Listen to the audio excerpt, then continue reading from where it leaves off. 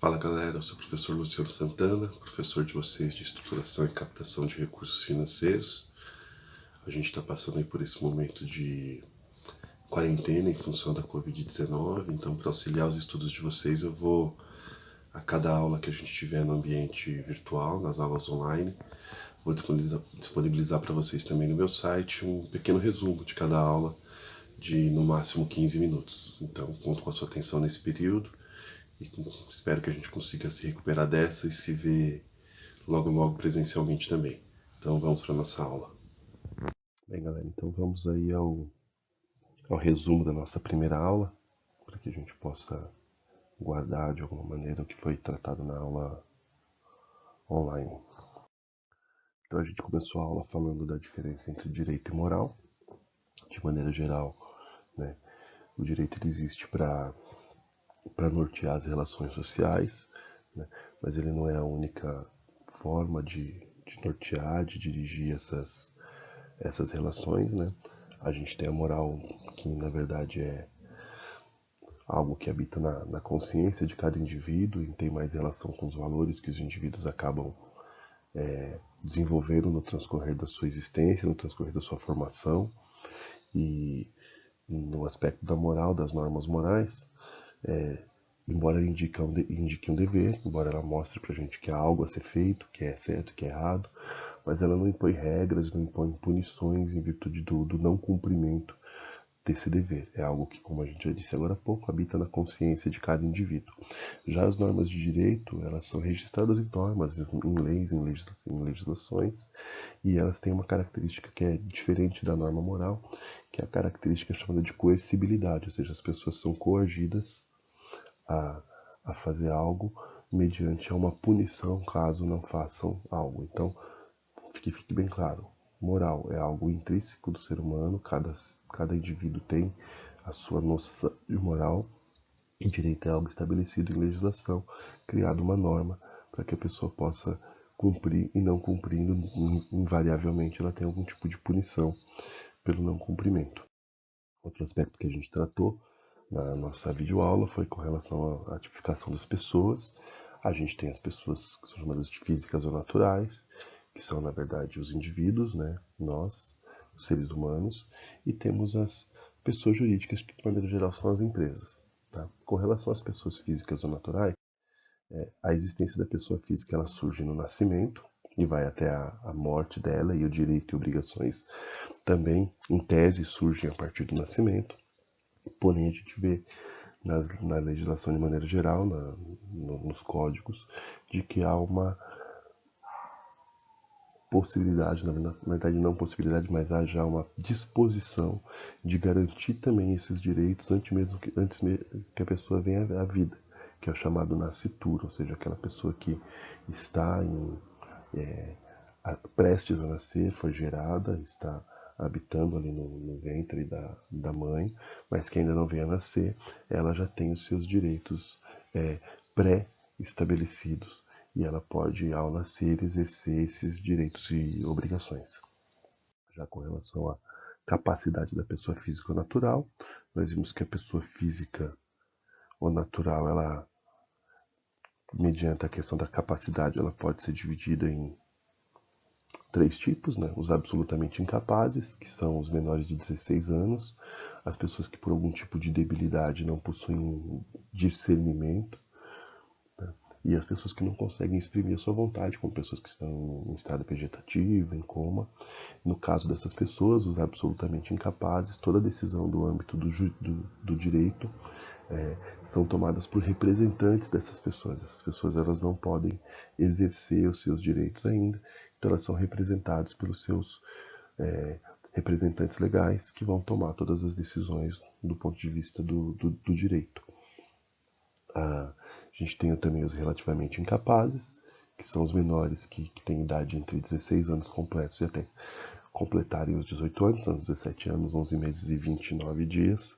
E os débeis naturais, que são as pessoas que vivem em constante estado de embriaguez ou de fora de si em função de dependência química. As pessoas que têm discernimento reduzido, ou seja, que têm algum tipo de deficiência que não limita totalmente o seu discernimento, mas que tem o discernimento reduzido, e os pródigos, que são aquelas pessoas que são diagnosticadas com a incapacidade de gerenciar sozinhos as suas próprias vidas. Essas pessoas relativamente incapazes, eles precisam ser assistidos, ou seja, precisam da concordância de uma outra pessoa responsável legal para que as suas ações possam ser consideradas legais. E nós temos os capazes, que são as pessoas maiores de 18 anos e que não têm nenhum problema de discernimento causado por essas razões que a gente expôs aqui. A gente tem também as pessoas jurídicas, que a gente já falou também durante a nossa aula. Né? As pessoas jurídicas, elas existem normalmente compostas ou originadas por pessoas físicas que formalizam a sua existência a partir da constituição e do registro dessa empresa, dessa fundação, dessa associação, e ela deixa de existir, deixa de ter direitos quando há uma dissolução, ela deixa de existir, ou quando há uma determinação da lei. Com relação às pessoas jurídicas, elas podem ser classificadas em pessoas jurídicas de direito público e de direito privado. Dentro do direito público, a gente tem as de direito público interno, que é a União, Estados e Município, e a de direito público externo, que são as nações estrangeiras, os organismos internacionais. Já de direito privado, a gente vai ter as associações, sociedades, fundações, partidos políticos, entre outros. O que é importante a gente ressaltar é que pessoa jurídica e pessoa física são pessoas diferentes, é o princípio da entidade. Pessoa jurídica é uma pessoa distinta da pessoa física. Embora você possa ser o, entre aspas, proprietário de uma empresa, você é, na verdade, uma pessoa diferente da empresa. Então, o que é da empresa? Os bens da empresa são da empresa e os bens da pessoa física são da pessoa física. Isso diz respeito a um conceito importante da contabilidade, inclusive, que é o princípio da entidade. A gente falou um pouquinho sobre estabelecimento comercial e dos bens que compõem esse estabelecimento comercial, que são os bens corpóreos, que são ativos tangíveis que a gente consegue então mensurar, medir, tocar, e os bens incorpóreos, que são marcas, patentes, entre outras coisas, que a gente vai tratar um pouquinho mais depois quando falar de balanço patrimonial. A gente falou de nome empresarial e a gente pode ver que existem dois a três tipos de nome. A gente tem a firma individual, que normalmente é o nome, quando o nome da pessoa física é o mesmo nome da pessoa jurídica. Normalmente é voltado para as EIRELIs e os microempreendedores individuais, né? São as empresas individuais. E a gente tem a razão social ou firma coletiva, que é quando a gente tem sociedades e a empresa tem um nome ligado àquela sociedade, ou o nome dos seus sócios, né? Ou o nome que determine aí o nome da própria empresa.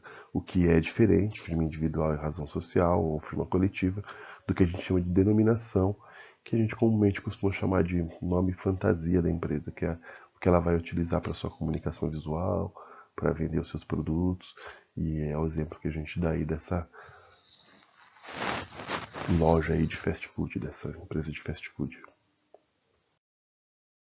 A gente vai ter alguns tipos de sociedade, né? Esses tipos de sociedade se dividem em basicamente dois tipos. Sociedade de pessoas, que é quando pessoas se unem para fazer a empresa, para formar uma empresa, uma sociedade. E a sociedade de capitais, em que as pessoas unem não a si próprias, mas os seus recursos para poder formar a empresa. A principal diferença da sociedade de pessoas de capitais é que na sociedade de pessoas, normalmente os proprietários, os sócios se conhecem, né? Eles têm algum tipo de relação. Já na sociedade de capitais, eles são anônimos, né? Não há conhecimento necessariamente de quem faz parte da sociedade. O que importa aí é o capital, a grana que foi envolvida na formação da empresa. A gente falando de sociedade empresarial, a gente falou dos tipos de sociedade. A gente tem sociedade de nome coletivo, em que a responsabilidade é ilimitada e os proprietários acabam sendo responsáveis, inclusive, com seu patrimônio pessoal para a efetivação das responsabilidades da sociedade. A incomodita simples, que a gente tem dois tipos de proprietários, os comanditados, que têm responsabilidade limitada, vinculada à quantidade de cotas que eles têm, e os comanditários que têm responsabilidade limitada, como a gente falou das empresas em nome coletivo. Em comandita por ações, que é bastante parecido da comandita simples, né, em que há os diretores que têm responsabilidade limitada e os demais comanditados que têm responsabilidade limitada. E sociedade anônima e sociedade ilimitada, que são casos específicos que a gente vai tratar. A sociedade anônima e a sociedade limitada, elas divergem, né? No caso da sociedade limitada, a responsabilidade dos proprietários, dos sócios, é limitada à integralização do capital, ou seja, das cotas que eles têm, e na sociedade anônima, a responsabilidade é limitada à integralização das ações que cada investidor, cada acionista possui. Falou sobre as opções tributárias, que vão aí trazer um link para a nossa próxima aula. A gente falou aqui das microempresas, que são empresas que adotam um sistema tributário para empresas que têm faturamento de até, no máximo, R$360 mil por ano. As empresas de pequeno porte, que têm um faturamento maior do que 360 mil, desde que não ultrapasse 4,8 milhões por ano. Né? E o microempreendedor individual, né, como o próprio nome diz, é um empreendedor, né, uma pessoa só, com faturamento de até 81 mil por ano e que tenha no máximo um funcionário. Essas empresas, elas são empresas que fazem parte do que a gente chama da opção tributária simples nacional, e a gente vai ter uma aula específica para falar somente dessas empresas, somente dessas opções tributárias. Tá? A gente, ao final da aula online, a gente fez uma atividade, nossa atividade 1, que está disponível estava disponível no site. Então, se ainda está no prazo aí para fazer, fica atento, vai lá, acessa o meu site, que está o link aqui embaixo para você poder fazer a atividade. Eu desde já agradeço você pela sua atenção nesses minutos que a gente passou aqui no nosso primeiro resumo da nossa primeira aula. Até logo, um grande abraço.